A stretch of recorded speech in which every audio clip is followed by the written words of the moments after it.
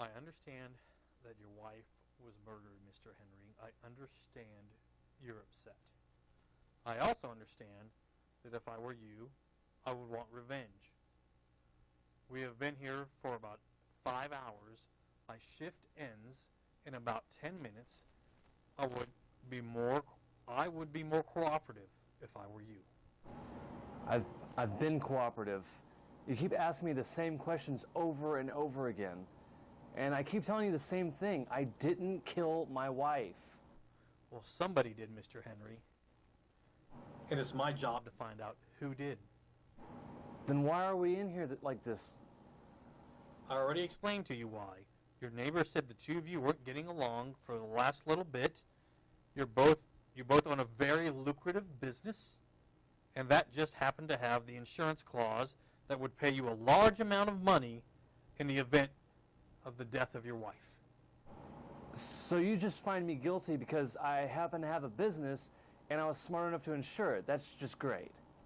I don't get to find people guilty, Mr. Henry. 5 hours you've been questioning me.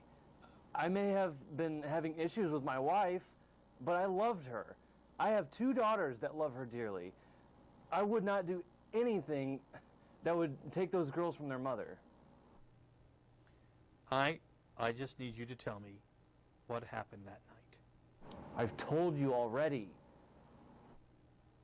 You said the two of you attended a party of one of your friends.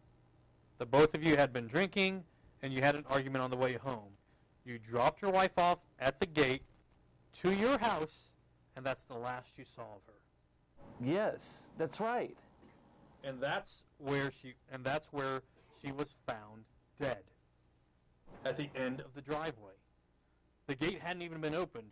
Your own security even said nobody buzzed the security post that entire evening. I told you, I was angry and I let her out of the car. I drove off. She was fine when I left her. What were the two of you arguing about? That's none of your business. That's why we're still here, Mr. Henry. Look, Cal, we've been friends for years. You know I couldn't have done this. I don't know anything. I thought I knew you. I'm having my doubts. I agreed to speak to you, Cal, without my attorney because I thought you understood everything. You mean you thought you could get out of murdering your wife, which was also a friend of mine, Jack?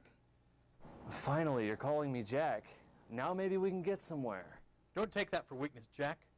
I will still get to the bottom of this. We went to the party, Cal. We drank, we laughed, we went home, and my wife was killed. You keep saying that, but you haven't said why it wasn't you. It wasn't me, Cal. For the love of... Okay. You want to know what we were arguing about? I want to know everything. Okay.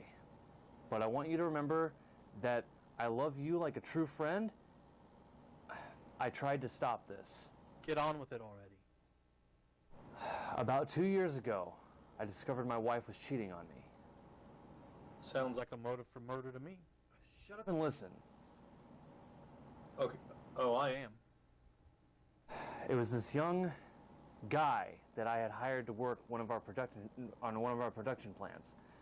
I came home early from a business trip, and I saw them together. I confronted Susan about it, and she said it would never happen again. She fired the poor guy for poor performance. Neither of us had heard from him again. And you finally snapped? No. After that, I noticed her flaunting herself at these young men. We argued about it over and over. Every time a young man was hired to work for us, she couldn't seem to control herself. It came to a head and you couldn't take it anymore. Why not just divorce, Jack? It wasn't me, Cal. If you would shut the hell up, I think I know who it was. You do, huh? Cut the shit, Jack. A couple of months ago, my wife left the office early. She said she wasn't feeling well. I had a ton of work to do, but figured I would leave early and maybe the two of us could start spending more time together.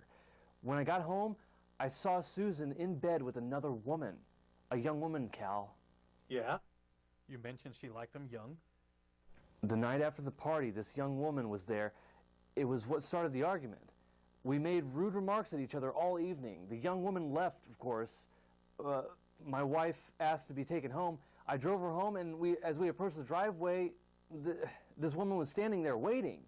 So I got angry and I told Susan, if this is what you want, then you can have her. Then I drove off. You're saying that the last time you saw your wife, she was alive with her lover before she was discovered murdered. Why would a young woman kill your wife? You do realize this isn't making any sense. Who is this young woman, Jack? It's April, Cal, your daughter.